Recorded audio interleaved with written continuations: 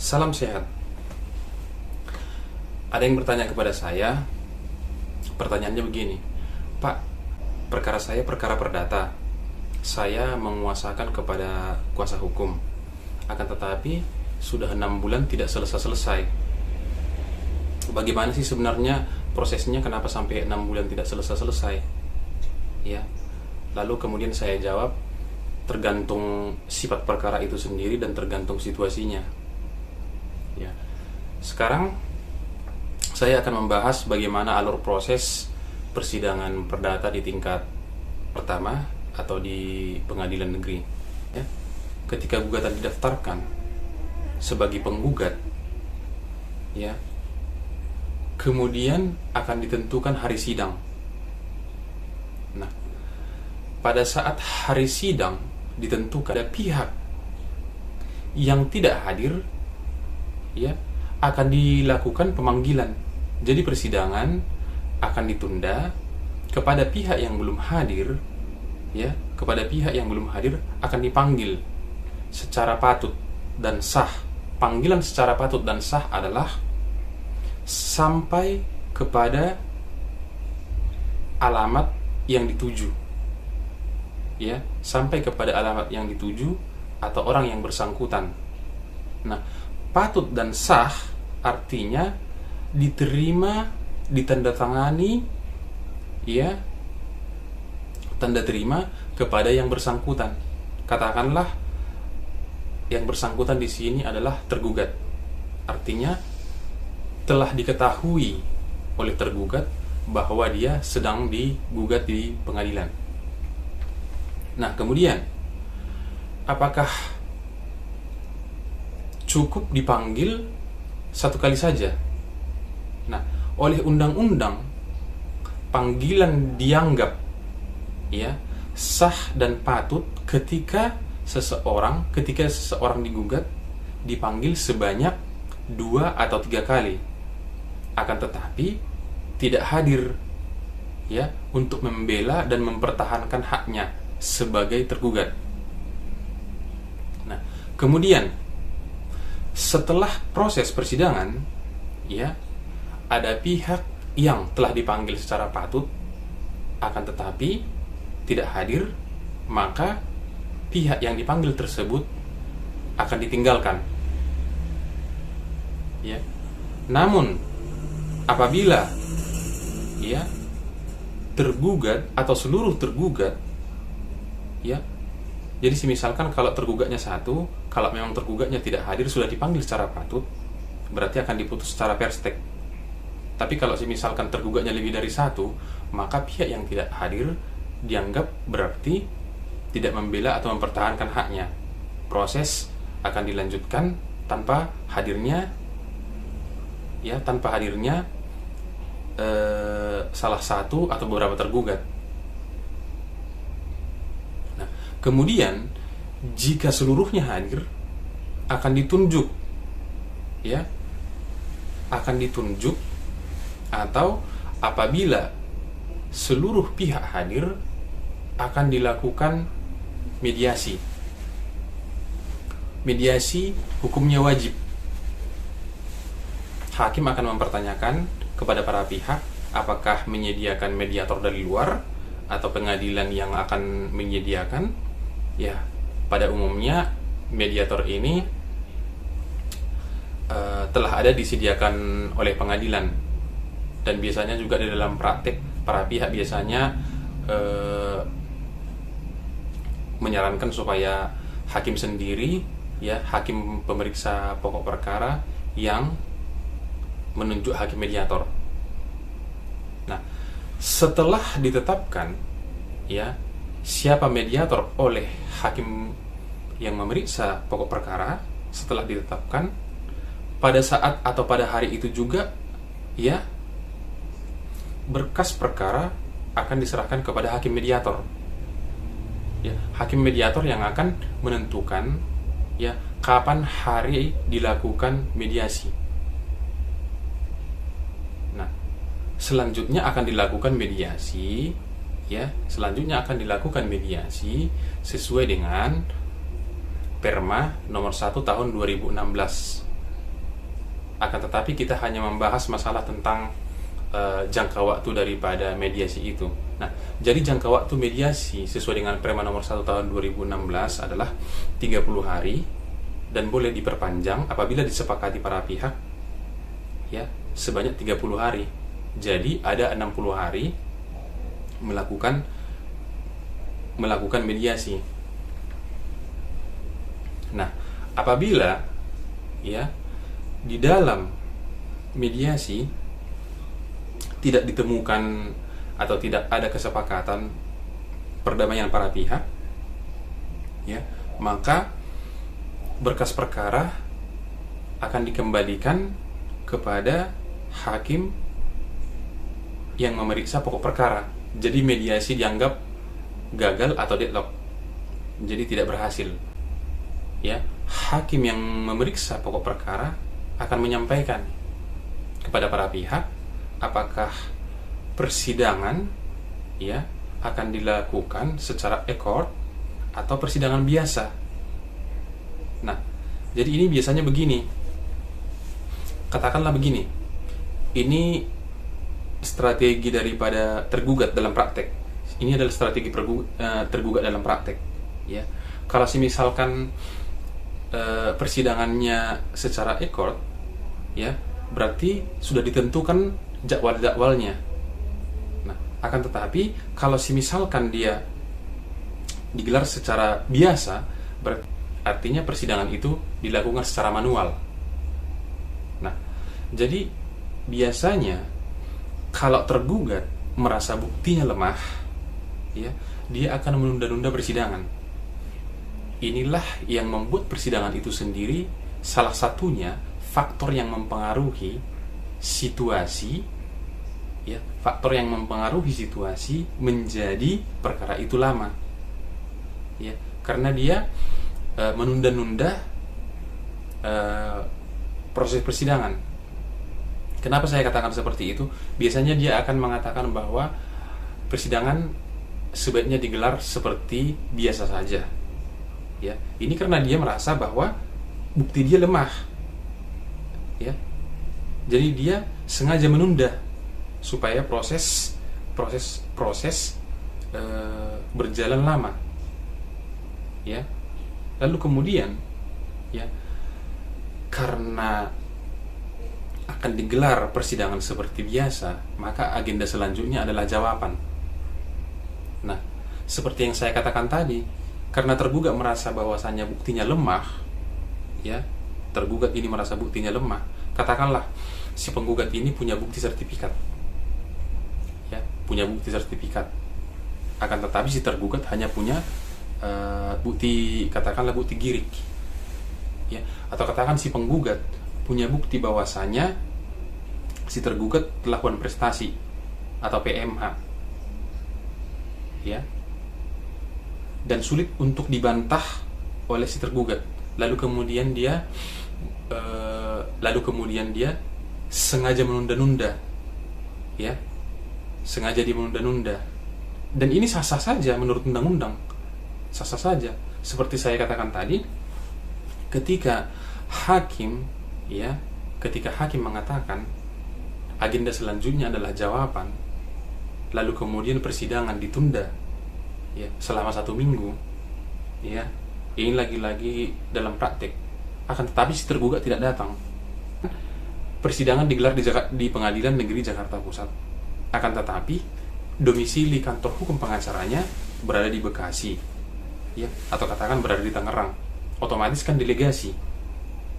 Karena delegasi, maka 2 minggu. Persidangan ditunda 2 minggu. Ya, karena seharusnya agenda jawaban, ya, tergugat menyerahkan jawaban atau memberikan jawaban, akan tetapi dia tidak datang. Lalu kemudian ditunda karena delegasi 2 minggu. Nah, selanjutnya 2 minggu kemudian si tergugat datang menyerahkan jawaban, ya, menyerahkan jawaban. Setelah jawaban, ya, lalu kemudian si penggugat memberikan replik dalam 1 minggu. Nah, lagi-lagi setelah duplik yang seharusnya agenda oleh tergugat, ya, 1 minggu kemudian si tergugat lagi-lagi tidak datang.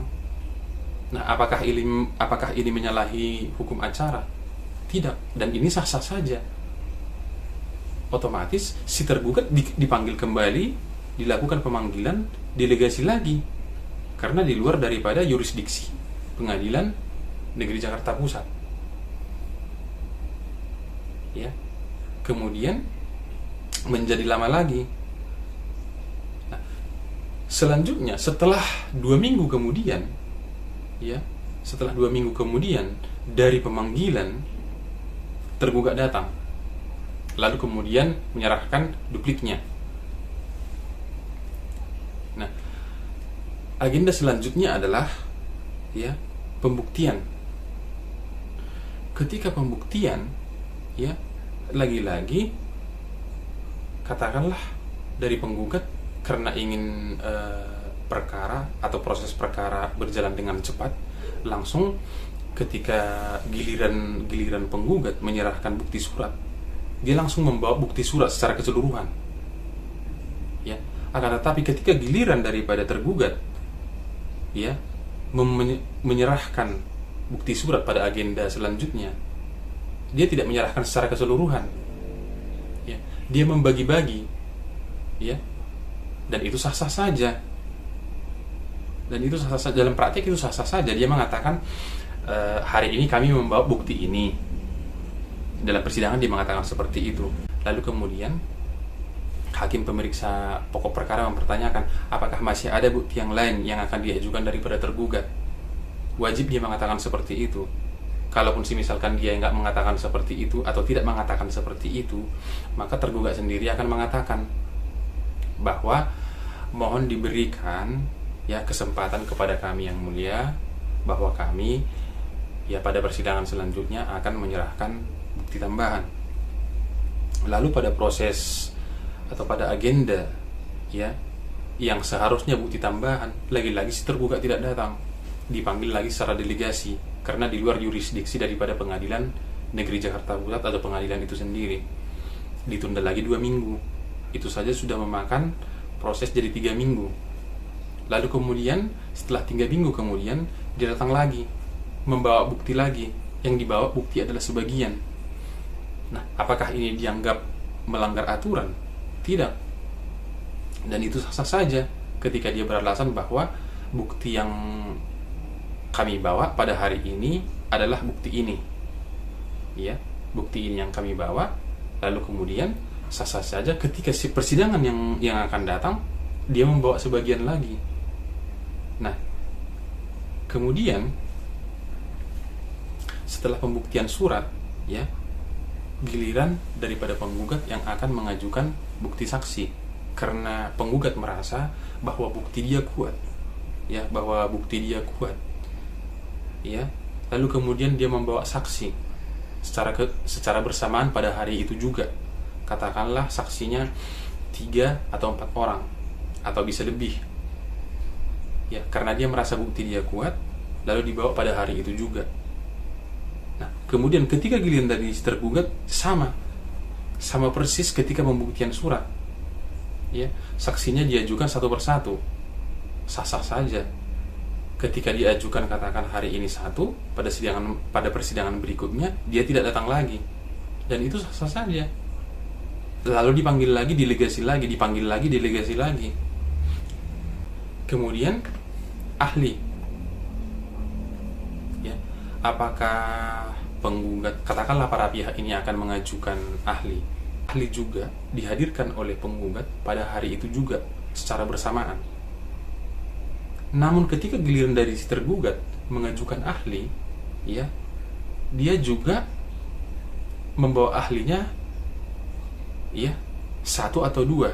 Kemudian persidangan berikutnya dia tidak datang. Lalu ketika dipanggil secara delegasi lagi 2 minggu atau 3 minggu, dia datang membawa ahli lagi, ya. Dan itu sah-sah saja, ya. Kemudian setelah pemeriksaan bukti surat, ya, lalu kemudian saksi, lalu kemudian ahli, ya, kalau perkaranya mengenai sengketa tanah, maka wajib dilakukan namanya disente atau pemeriksaan setempat. Jadi persidangan akan digelar ya di atas objek tanah sengketa. Itulah artinya disente. Setelah dilakukan pemeriksaan terhadap objek perkara atau disente ya, maka dipertanyakan kepada para pihak, apakah para pihak masih ingin mengajukan atau masih ada yang disampaikan kepada majelis atau kepada hakim ya. Lalu kemudian si tergugat menyampaikan lagi, ada yang kami sampaikan ya, untuk persidangan yang akan datang kami masih menyampaikan ya bukti surat, karena bukti surat tersebut ya baru diberikan kepada kami atau baru ditemukan, dan itu sah-sah saja dan hakim tidak boleh menolak. Lalu kemudian untuk agenda sidang berikutnya ya, si tergugat datang lagi membawa bukti surat. Nah, selanjutnya ketika pemeriksaan secara keseluruhan dianggap telah selesai, maka kesimpulan, agenda selanjutnya adalah kesimpulan. Nah, setelah kesimpulan baru dilakukan putusan. Nah, seperti itulah alurnya ya. Seperti itulah alurnya. Jadi mulai dari ditentukan hari sidang setelah pendaftaran gugatan, kemudian ditentukan hari mediasi, lalu kemudian jawaban ya, lalu kemudian replik, lalu kemudian duplik, selanjutnya bukti-bukti, bukti surat, saksi, ahli ya. Sebenarnya ahli ya, ahli tidak termasuk sebagai bukti ya, karena bukti itu sendiri harus mengacu kepada HIR, yaitu pasal 164, yaitu surat ya, saksi, pengakuan, persangkaan hakim, dan sumpah. Nah, lalu kemudian apa fungsi ahli ini? Ahli ini dihadirkan adalah untuk menguatkan ya, untuk menguatkan bukti-bukti yang telah diajukan di hadapan persidangan. Artinya, keterangan ahli ini akan menguatkan bukti-bukti yang telah diajukan oleh pihak ya, yang mengajukan ahli ini sendiri ya, menguatkan untuk memperoleh keyakinan hakim ya, supaya hakim yakin terhadap bukti-bukti yang diajukan oleh para pihak. Itulah fungsi ahli. Jadi ahli sebenarnya tidak menjadi bukti. Jadi dalam hukum acara 164 HIR mengatakan itu tidak termasuk, ahli tidak termasuk sebagai bukti, akan tetapi menguatkan daripada bukti-bukti yang telah diajukan untuk meyakinkan hakim ya, seperti itu. Demikian alur proses pemeriksaan perkara perdata pada tingkat pertama atau pengadilan negeri. Demikian dari saya, semoga bermanfaat. Jangan lupa subscribe ya. Salam sehat.